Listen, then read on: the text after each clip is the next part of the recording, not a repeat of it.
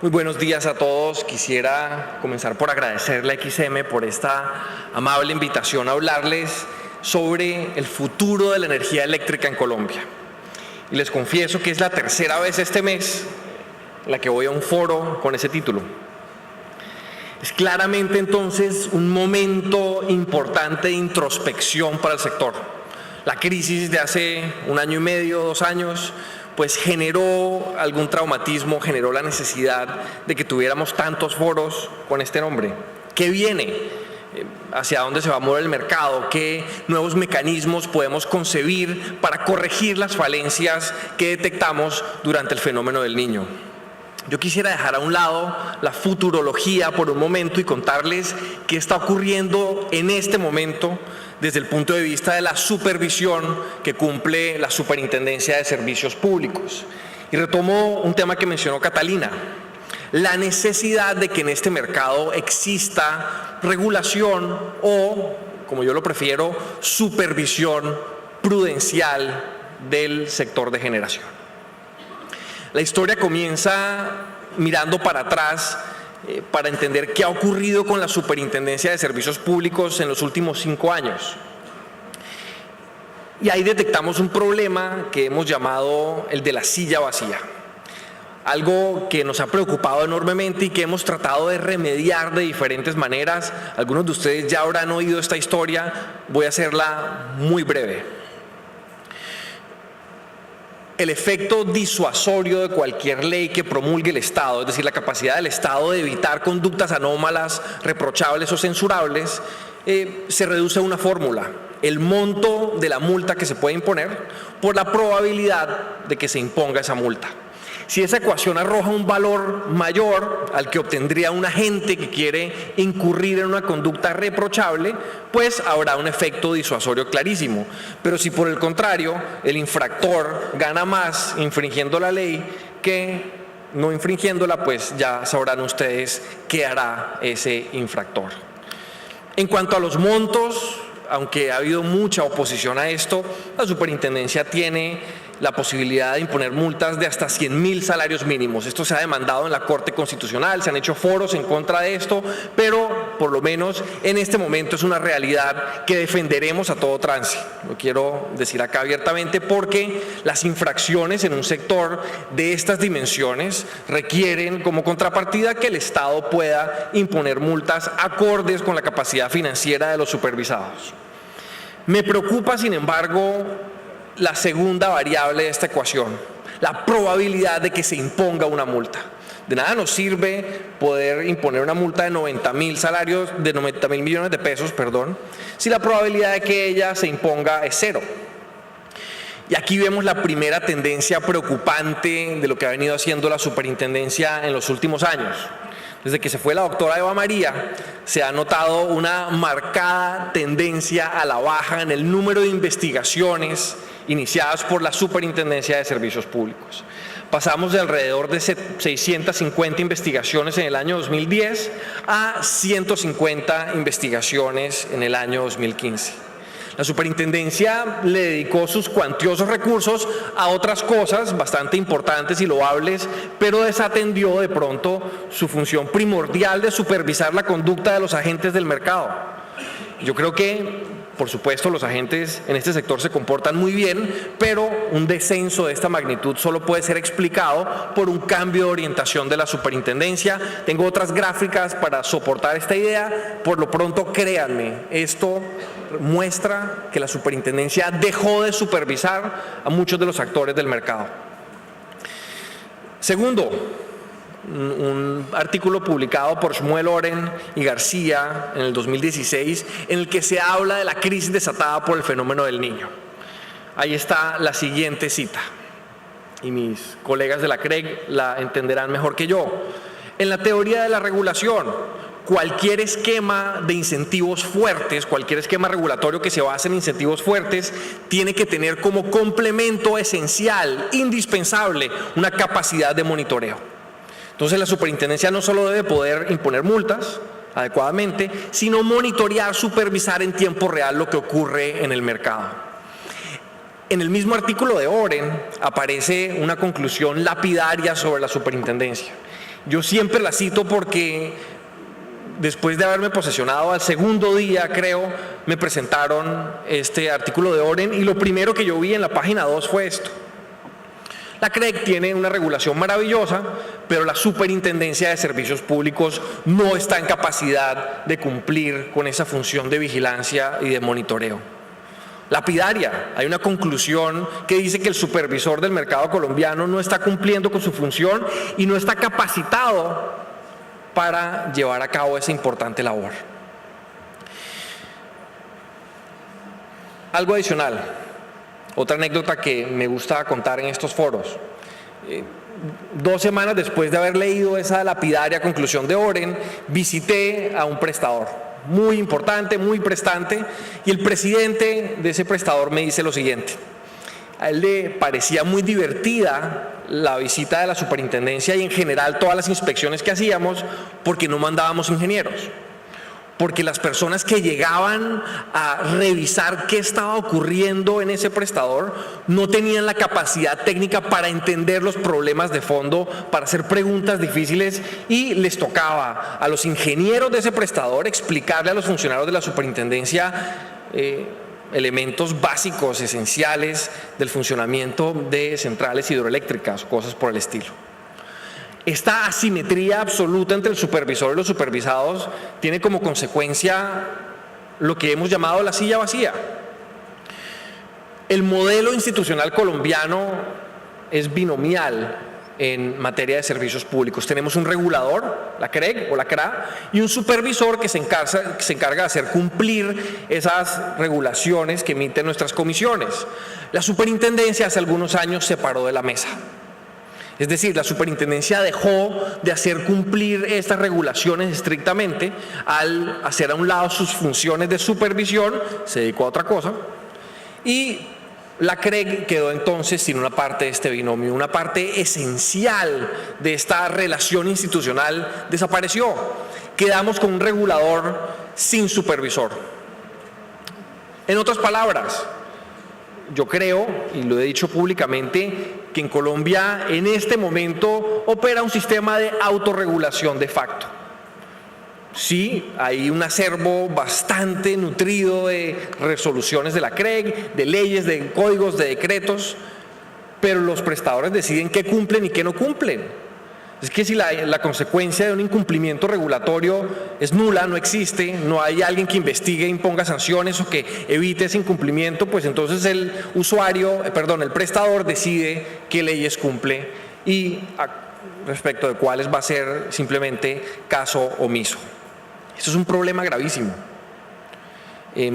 Estábamos hablando ahora sobre cómo resolver este problema. Yo les propondría aquí, y no con ánimo de ser escandaloso, sino porque creo que esto es lo más sensato para nuestro sistema, separar este fraccionamiento artificial, suprimir este fraccionamiento artificial, fusionar la CREG y la CRA con la Superintendencia de Servicios Públicos, acabar con esta disyuntiva que creó la Constitución y que desarrolló la Ley 142 del 94 de separar el regulador del supervisor. Esa estructura es absolutamente atípica en el mundo.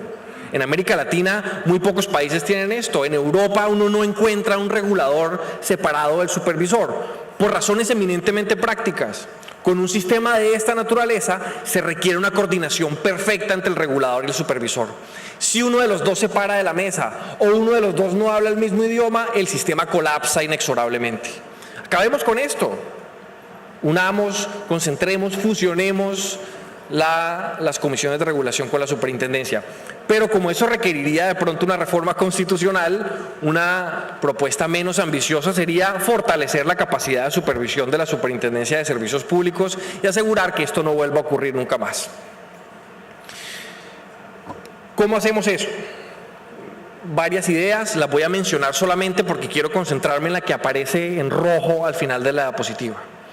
Lo primero que queremos hacer, fortalecer nuestros procedimientos de investigación, alertas tempranas. ¿A quién vamos a investigar? La superintendencia tiene recursos escasos para investigar a los prestadores. ¿Cómo vamos a usar esos recursos escasos? ¿En qué casos nos vamos a involucrar directamente? Con un sistema de alertas podemos descifrar una buena parte de esas preguntas. En materia de investigación, tenemos ya firmado un convenio con el Laboratorio Forense de la Superintendencia de Industria y Comercio que nos permite llegar a las oficinas de un prestador, recoger los computadores y sacar una copia de toda la información que aparece allí, extraer lo que los ingenieros llaman la metadata, que es una lista de información relevante para los efectos de la investigación, y preservar toda la cadena de custodia que puede llegar hasta una multa de la Super o a la SIC o a la Fiscalía o a donde deba llegar dependiendo de la infracción que se ha detectado. En cuanto a la graduación de las multas, hemos sido muy celosos en restringir nuestras propias facultades. Ustedes saben, promovimos un decreto ante el DNP para establecer criterios uniformes, absolutamente diáfanos, sobre cómo impone multas la superintendencia. Esos criterios se usaron por primera vez en el caso de Termocandelaria, nuestra capacidad máxima de sanciones de 100.000 salarios mínimos, pero en ese caso la sanción fue bastante inferior al monto máximo porque aplicamos esos decretos que nosotros mismos propusimos para que la graduación punitiva, la dosimetría sancionatoria, sea siempre acertada y adecuada al monto de la infracción, a las condiciones económicas del prestador y a varios otros factores relevantes. Aparte de eso, necesitamos, por supuesto, experiencia técnica en el sector que estamos supervisando. Esto no lo podemos hacer sin ingenieros, economistas, abogados, contadores y otras profesiones. Necesitamos fortalecer, por ejemplo, algo que no se había hecho recientemente, nuestra capacidad de entender los estados financieros de una compañía, de extraerlos en tiempo real y no esperar a el corte de fin de año para saber cuál es la salud financiera, por ejemplo, de una compañía generadora. Necesitamos que la superintendencia entienda estructuras societarias complejas, que la superintendencia pueda consultar actas de la junta directiva de la Asamblea General de Accionistas con precisión de cirujano. Necesitamos, en suma, fortalecer nuestra capacidad de entender qué está ocurriendo en el mercado. Y ahí me detengo en esto que hemos llamado la supervisión financiera y prudencial. Creemos que aquí hay un espacio importantísimo para que la superintendencia empiece a revisar el estado del parque de generación del país, el estado del mercado de energía mayorista y, como es evidente, las técnicas de supervisión de un mercado de esa naturaleza deben provenir de la experiencia global en los mercados financieros. Dije, como es evidente. De pronto para algunos no es tan evidente, así que me tomé el trabajo de traer una diapositiva que les explica por qué creemos que es necesario introducir mecanismos y técnicas de supervisión prudencial en el mercado y en el sector de energía. Ahí están las 3 razones por las cuales creemos que hay suficiente cercanía entre el mercado de energía y el mercado financiero como para proponer lo que hoy quisiera explicarles. La primera razón, pues aquí está envuelto el orden público económico, es decir, el costo de un apagón, el traumatismo que genera un desabastecimiento, un racionamiento generalizado de energía es inmenso. Entre el 77 y el 92, Colombia padeció 4 grandes racionamientos de energía.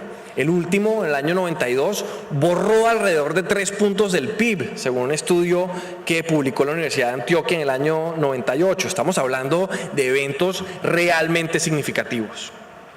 Hay un interés del Estado, entonces, por evitar que esos eventos ocurran, por evitar que se borren puntos del PIB debido a un apagón o algún fenómeno similar. No quiero ni siquiera entrar a hablar del drama social que eso representa.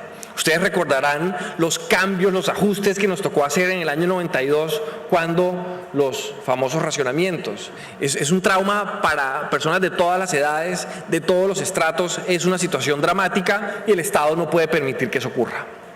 Segundo, en este mercado hay una particularidad muy interesante. Hay ciclos recurrentes de estrés financiero. En el mercado de generación, cada 4 o 7 años hay un fenómeno del Niño que debe enfrentarse. Hay una sequía que tiene un impacto sobre las finanzas de las compañías generadoras. Eso es algo que uno no encuentra casi que en ningún sistema financiero. Todos sabemos que va a haber un escándalo financiero en el futuro. Todos sabemos que el sistema capitalista occidental tiene algunas fallas que hacen que veamos burbujas inmobiliarias o burbujas bursátiles y escándalos financieros cada tanto tiempo. pero difícilmente en esos mercados financieros puede predecirse con tanta precisión lo que va a ocurrir. Aquí tenemos instituciones que nos dicen hay una probabilidad de fenómeno del Niño. Podemos anticiparnos al siguiente evento climatológico extremo con algún grado de precisión, o por lo menos con mayor precisión que la que tendríamos en el sistema financiero. Cada uno de estos eventos, como ya lo dije, pone a prueba las finanzas de las compañías generadoras. Algunas no aguantarán el siguiente Niño, algunas casi no aguantan el anterior. Para empeorar las cosas viene la tercera razón.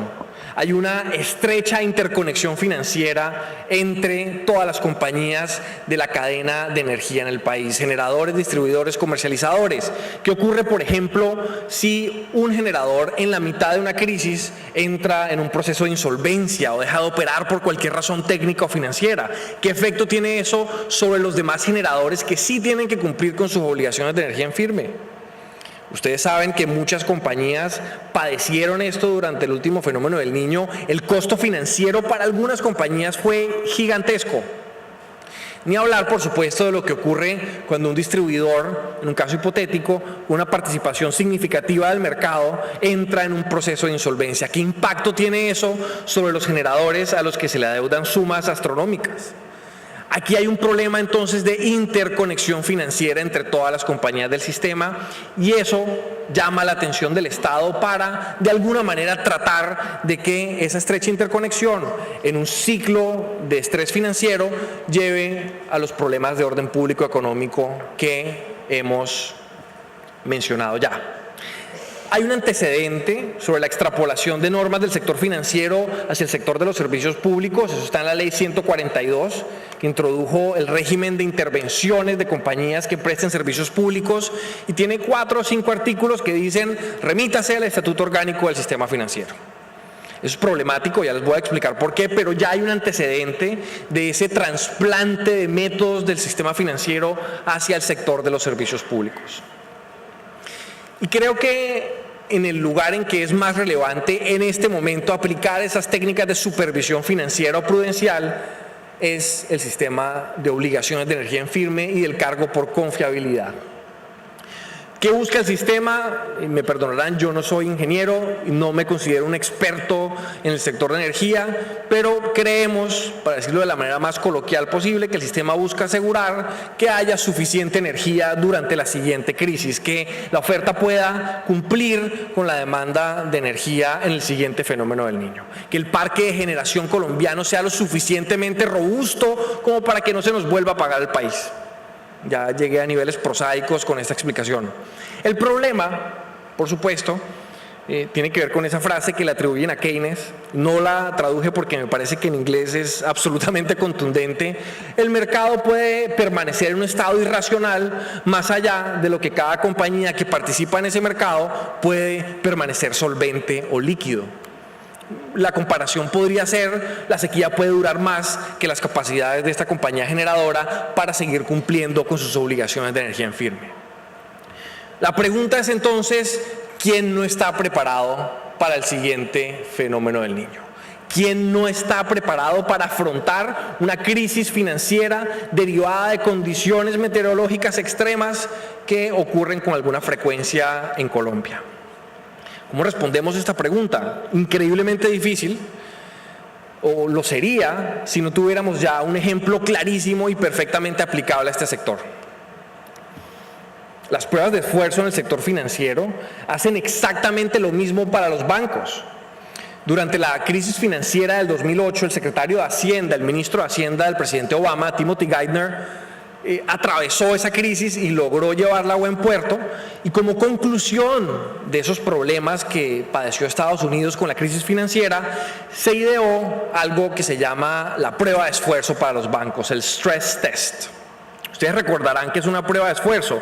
Ponemos al paciente con una posible afección cardíaca en el caminador estático y monitoreamos sus signos vitales. Si después de 5 minutos el paciente empieza a desfallecer, hay un problema y requerirá alguna intervención quirúrgica.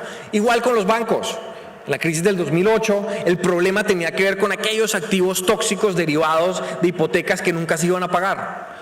y todos esos productos financieros sintéticos que se generaron y se vendieron sin mayor supervisión.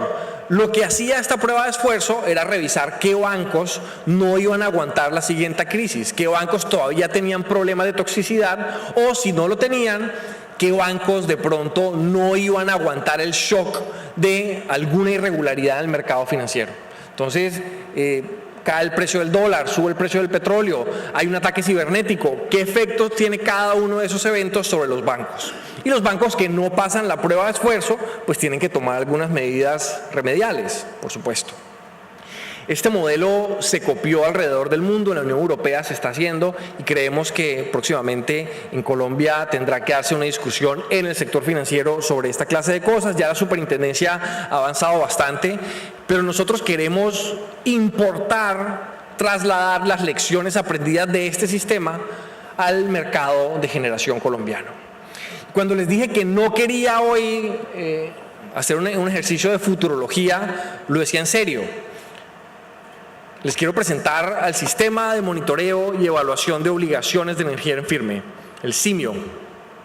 El SIMIO es una prueba de esfuerzo para compañías generadoras de energía. Revisamos distintas variables, liquidez, patrimonio, revisamos los estados financieros con bastante detalle. Tenemos unos indicadores como este que ven del lado derecho de la pantalla, que es un indicador de destrucción de patrimonio en diferentes condiciones de sequía en el país, con variables simuladas que ya más adelante les explicaremos. Con esto pretendemos identificar quién no está preparado para cumplir con sus obligaciones de energía en firme durante la siguiente crisis. Queremos que ese estrés financiero no se traduzca en un racionamiento. Queremos que ese estrés financiero pueda mitigarse con antelación y no esperar hasta después de la crisis para tener foros y conferencias y discusiones sobre cómo hacemos para no volver a tener problemas similares. Queremos un parque de generación más robusto. Queremos complementar los esfuerzos que ha hecho la CREG para que Colombia tenga un sistema absolutamente confiable. Voy a entrar un poco en detalle, se me acabó el tiempo, pero si me tienen paciencia, me voy a tomar 5 minutos para explicarles un poco más cómo funciona esto, qué utilidad puede tener en casos específicos. Otro caso hipotético. Supongamos que hay una compañía generadora que está deliberadamente infracapitalizada. Y esa compañía generadora tiene una estructura societaria compleja para evitar que ante el incumplimiento previsible de sus obligaciones de energía en firme sea imposible recobrar perjuicios o cualquier suma de otra naturaleza de la compañía. Los abogados somos expertos en esta clase de estructuras y en esta clase de diseños torticeros para defraudar sistemas creados por los estados. El problema con esta estructura es que es muy efectiva. La base de las economías contemporáneas, y no estoy exagerando, es un principio que se llama la limitación de responsabilidad. Los accionistas no responden por las obligaciones insolutas de la compañía. En ese principio se basa la existencia de los mercados de valores, de los mercados financieros, de todas estas maravillas que ustedes conocen. Es un principio que tiene contadas excepciones. En Colombia, solo en casos de fraude puede llegar alguien a cobrarle a un accionista por las obligaciones de la compañía. Entonces, si tenemos una estructura de estas y se causan unos perjuicios, es imposible cobrarle al accionista de la sociedad deliberadamente infracapitalizada. Imposible. A menos que alguien quisiera atreverse a iniciar un proceso de desestimación de la personalidad jurídica, y eso sería aún más difícil porque estas estructuras usualmente tienen vehículos en el extranjero, no son todas sociedades colombianas. Entonces vaya usted a cobrar por allá a la isla de Niubi o alguna jurisdicción de esas las sumas por las que se condenó a un generador en Colombia. Imposible. El SIMIO trae una solución. Este sistema nos permite saber quién no va a estar preparado para cumplir con sus obligaciones de energía en firme y anticiparnos al colapso. Soluciona el problema ex ante. Antes de que lleguemos a la crisis, detectamos quién tiene este problema y lo corregimos inmediatamente. Queremos también ampliar las variables de la simulación, no queremos quedarnos solo con la idea de la sequía del fenómeno del Niño. Hay otros eventos que pueden generar un traumatismo en la operación de compañías generadoras. Esa foto que ven a la izquierda es del antiguo presidente de Irán, monitoreando el desarrollo del programa nuclear de ese país. No sé si se acuerdan de esto, pero se rumora que algún país diseñó un virus, Stuxnet, para acabar con los centrífugos, esos tubos que ven ahí, del programa nuclear de los iraníes. Es decir, todo el mundo es vulnerable a un ataque cibernético que puede paralizar la operación hasta de las plantas o industrias más complejas en el mundo. Hace 2 semanas, y no sé espero que a ninguno le haya tocado ver esa segunda imagen que aparece en la pantalla, hace 2 semanas alrededor del mundo hubo un problema con WannaCry, un programa cibernético que bloqueaba los computadores de compañías exigiendo a manera de extorsión un pago para que los usuarios pudieran volver a usar sus computadores. ¿Qué pasa si una compañía de generación cae víctima de un esquema de estos? ¿Qué pasa si alguien introduce un virus que hace que las turbinas dejen de funcionar o que los sistemas financieros colapsen? ¿Qué tan preparada está una compañía para un caso de estos? ¿Qué ocurre además si hay una interrupción en el suministro de combustibles, como ustedes ya lo han visto en el pasado? ¿O qué efectos de contagio puede tener una crisis financiera futura sobre las compañías generadoras? Tenemos compañías que dependen para su subsistencia de hacer rollovers de crédito y el sistema financiero entra en crisis. ¿Qué ocurre con la capacidad de esa compañía generadora para seguir cumpliendo con sus obligaciones de energía en firme? Queremos, mejor dicho, que todo el mundo esté preparado para la siguiente crisis. Estamos refinando el modelo aún, pero tenemos ya algunos antecedentes internacionales que nos han dado luces sobre cómo introducir un sistema que funcione en la práctica y que no le imponga un costo innecesario a los generadores. Evidentemente esto no se trata de molestar a nadie, sino de que el país esté preparado para la siguiente crisis. Esto lo menciono brevemente. En supervisión financiera hay un problema con los conglomerados financieros, bancos que forman parte de un grupo empresarial mucho más diverso. Y la pregunta ya es, ¿qué pasa si colapsa el grupo?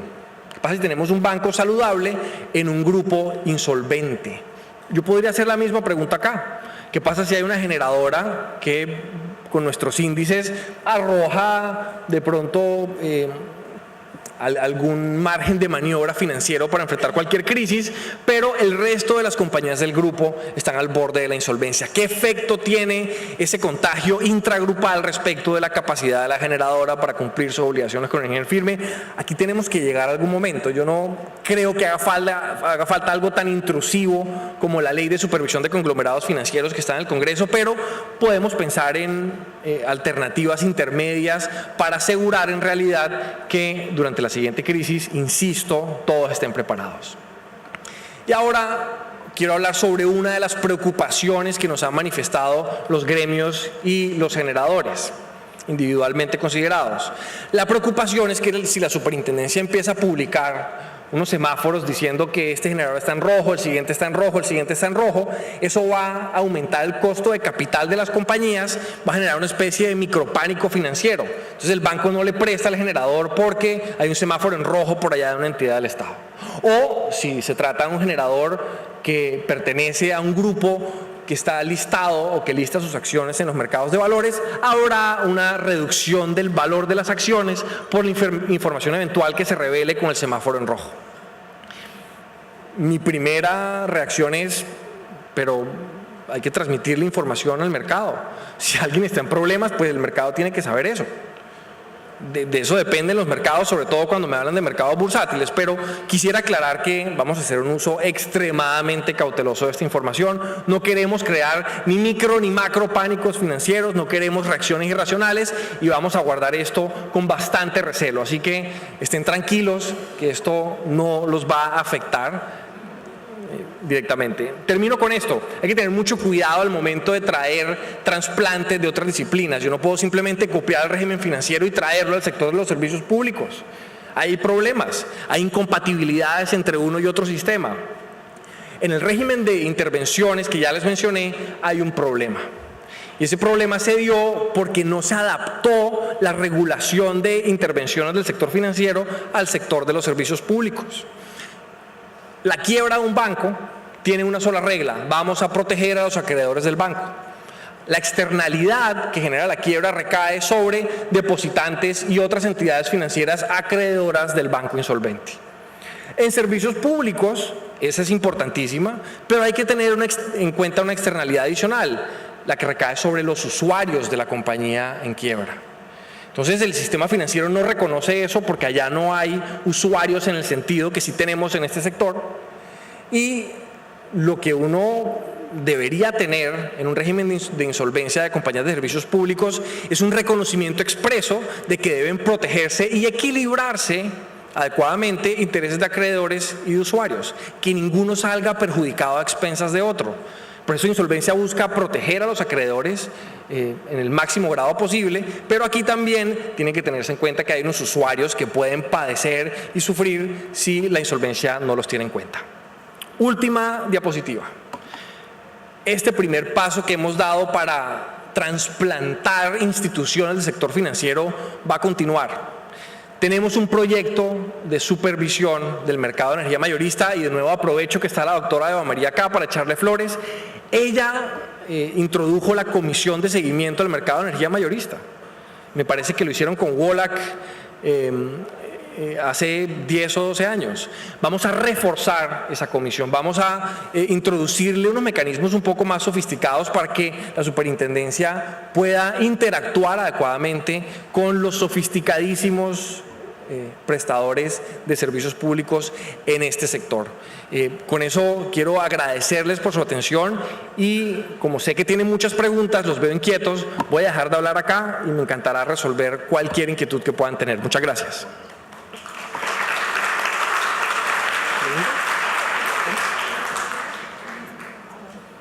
Me dicen que no puedo responder preguntas.